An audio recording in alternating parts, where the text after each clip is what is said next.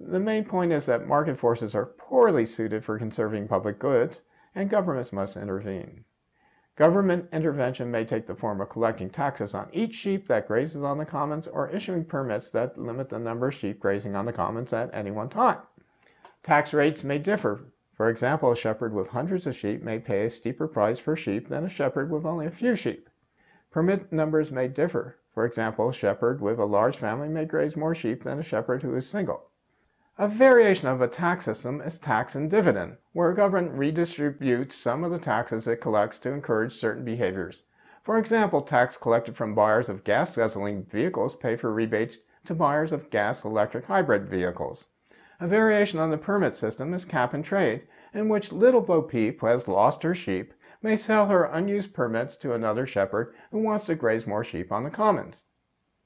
Both taxes and permits will regulate the total number of sheep grazing on the commons. For any level of taxes, there is a corresponding level of permits that will achieve the same purpose. In principle, both approaches should lead to similar levels and prices of grazing. Taxes have the advantage that the shepherds can anticipate their costs more accurately, where permits have the advantages that governments can anticipate the quantity of sheep on the commons more accurately. Which system is preferable depends on which type of certainty. Certainty of cost versus certainty of benefits is more important.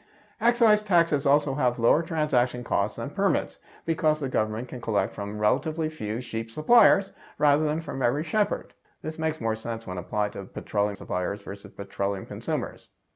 Sheep grazing and greenhouse gas emissions are analogous, except that counting sheep is relatively easy. By contrast, greenhouse gases are invisible, spread freely and capriciously over political borders, and influence environment globally, not just locally.